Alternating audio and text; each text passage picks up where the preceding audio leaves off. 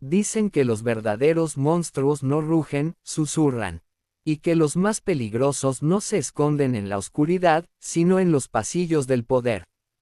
Durante casi una década, mientras el mundo miraba hacia el presidente George W. Bush, un hombre en silencio movía los hilos detrás del trono. Su nombre, Dick Cheney, el vicepresidente de los Estados Unidos. Pero para muchos, él fue mucho más que eso.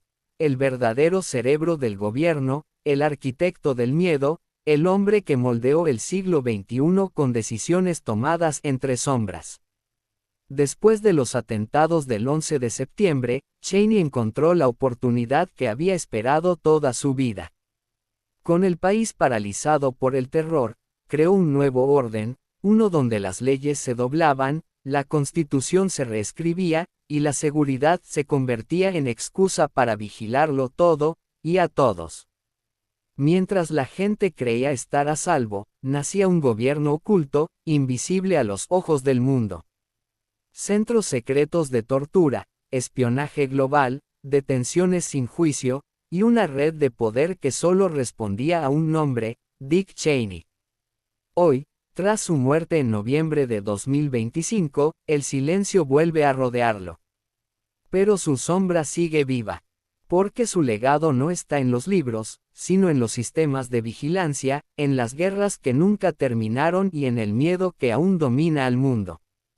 Prepárate para descubrir lo que nunca quisieron que supieras. Esta es la historia del hombre que gobernó el mundo desde las sombras. Esta es la historia del vicepresidente del miedo. Desde el principio, Dick Cheney no buscaba ser famoso. No le interesaban los aplausos, ni los flashes, ni los discursos carismáticos. Su poder era otro, el poder del silencio. Cuando George W. Bush llegó a la presidencia en el año 2001, pocos imaginaban que el verdadero poder no estaría en la oficina oval, sino en la figura callada que se sentaba justo detrás, el vicepresidente. Cheney no hablaba mucho, pero cuando lo hacía, todos escuchaban. Había aprendido el arte de mover los hilos sin mostrarse, de hacer que otros creyeran que decidían, cuando en realidad, él ya lo había decidido todo. Pero el 11 de septiembre de 2001, el destino le entregó lo que más deseaba, control absoluto. Mientras las Torres Gemelas caían y el mundo se sumía en el caos, Cheney fue llevado al búnker subterráneo de la Casa Blanca. Allí, mientras el presidente Bush estaba aún volando en el Air Force One, Cheney daba las órdenes. Autorizó el derribo de aviones sospechosos, tomó decisiones militares y comenzó a delinear lo que él llamó una nueva era de seguridad nacional. El miedo se convirtió en su herramienta. Y bajo el argumento del miedo, Cheney empezó a construir lo que más tarde sería conocido como el gobierno en la sombra. Después del 11 de septiembre, el mundo cambió. Pero en Estados Unidos, cambió algo mucho más profundo, la libertad. Dick Cheney impulsó una serie de leyes conocidas como el Patriot Act, un documento de más de 300 páginas redactado en secreto y aprobado en cuestión de días. Con él, el gobierno podía espiar a cualquier ciudadano, intervenir llamadas, revisar correos y detener personas sin juicio. El pretexto era el terrorismo. Pero detrás de ese argumento, Cheney había logrado algo que pocos en la historia habían conseguido: convertir el miedo en poder político. En reuniones privadas con abogados del Pentágono y la CIA, comenzó a redefinir los límites de la ley. Para proteger a la nación, decía, a veces hay que hacer lo que la ley no permite. Así nacieron las llamadas zonas grises, donde el derecho internacional dejaba de existir y las decisiones se tomaban sin testigos ni registros. Mientras el pueblo estadounidense dormía confiado, Cheney y su equipo firmaban documentos que otorgaban poderes ilimitados al Ejecutivo, sin la necesidad de rendir cuentas al Congreso. La Constitución, la misma que juró defender, se convirtió en una herramienta moldeable. Para algunos, fue el comienzo de una dictadura invisible. En el año 2002, comenzaron a circular rumores. Vuelos secretos de la CIA, prisioneros desaparecidos, interrogatorios fuera del país. Era el inicio del programa de detención y tortura más grande de la historia moderna de Estados Unidos. Cheney lo aprobó personalmente. Guantánamo, Abu Ghraib, Bagram, nombres que se convirtieron en sinónimos del infierno. Hombres encapuchados, sometidos a simulacros de ahogamiento, privados del sueño por días, golpeados hasta perder la razón.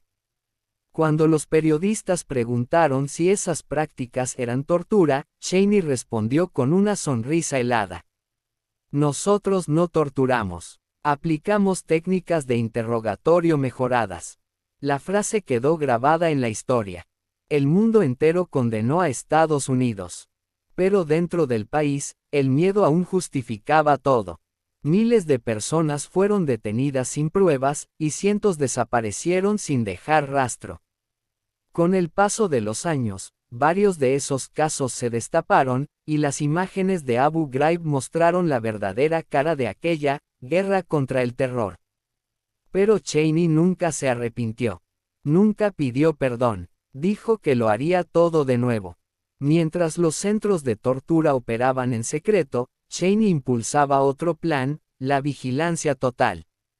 La Agencia de Seguridad Nacional, NSA, fue equipada con una red de espionaje sin precedentes. Teléfonos, correos electrónicos, cámaras, servidores, nada quedaba fuera del alcance del ojo invisible del vicepresidente. Incluso aliados cercanos, como líderes europeos, fueron espiados.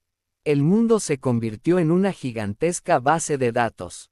Cuando el exanalista Edward Snowden reveló el programa PRISM en 2013, todo apuntaba a las raíces plantadas por Cheney.